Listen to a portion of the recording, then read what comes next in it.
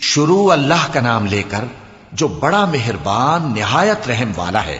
میں روز قیامت کی قسم کھاتا ہوں اور نفس لوامہ کی قسم کھاتا ہوں کہ سب لوگ اٹھا کر کھڑے کیے جائیں گے۔ کیا انسان یہ خیال کرتا ہے کہ ہم اس کی بکھری ہوئی ہڈیاں اکٹھی نہیں کریں گے؟ ضرور کریں گے، اور ہم اس بات پر قادر ہیں کہ اس کی پور پور درست کر دیں۔ مگر انسان چاہتا ہے کہ آئندہ بھی خود سری کرتا چلا جائے، پوچھتا ہے کہ قیامت کا دن کب ہوگا۔ سو جب آنکھیں چندھیا جائیں اور چاند گہنا جائے اور سورج اور چاند جمع کر دیے جائیں، اس دن انسان کہے گا کہ کہاں ہے بھاگنے کی جگہ؟ کہیں نہیں، کوئی جائے پناہ نہیں۔ اس روز تمہارے پروردگار ہی کے پاس تمہیں جا ٹھہرنا ہے۔ اس دن انسان کو جو عمل اس نے آگے بھیجے اور جو پیچھے چھوڑے ہوں گے سب بتا دیے جائیں گے۔ بلکہ انسان آپ اپنا گواہ ہے، اگرچہ عذر و معذرت کرتا رہے۔ اور اے پیغمبر صلی اللہ علیہ وآلہ وسلم، وحی کے پڑھنے کے لیے اپنی زبان کو تیز تیز حرکت نہ دیا کرو کہ اس کو جلد سیکھ لو۔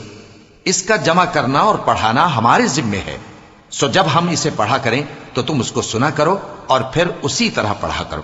پھر اس کے معانی کا بیان بھی ہمارے ذمے ہے۔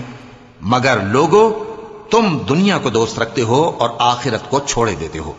اس روز بعض چہرے رونق دار ہوں گے، اپنے پروردگار کی طرف نظر کیے ہوئے ہوں گے، اور بہت سے چہرے اس دن اداس ہوں گے، خیال کریں گے کہ ان کے ساتھ کمر توڑ معاملہ کیا جائے گا۔ ہاں، جب جان گلے تک پہنچ جائے اور لوگ کہنے لگیں اس وقت کون جھاڑ پھونک کرنے والا ہے، اور اس جاں بلب نے سمجھا کہ اب جدائی کا وقت ہے اور پنڈلی سے پنڈلی لپٹ جائے، اس دن تجھ کو اپنے پروردگار کی طرف کھنچے چلے چلنا ہے۔ پھر ایسے مغرور نے نہ تو پیغمبر صلی اللہ علیہ وآلہ وسلم کو سچا جانا اور نہ نماز پڑھی، لیکن جھٹلایا اور منہ پھیر لیا، پھر اپنے گھر والوں کے پاس اکڑتا ہوا چل دیا۔ خرابی ہے تیری، خرابی پر خرابی ہے، پھر خرابی ہے تیری، خرابی پر خرابی ہے۔ کیا انسان یہ خیال کرتا ہے کہ اسے یوں ہی چھوڑ دیا جائے گا؟ کیا وہ منی کا جو ٹپکائی جاتی ہے ایک قطرہ نہ تھا، پھر لوتھڑا ہوا، پھر اللہ نے اس کو بنایا، سو اس کے اعضاء کو درست کیا، پھر اس کی دو قسمیں بنائیں، مرد اور عورت۔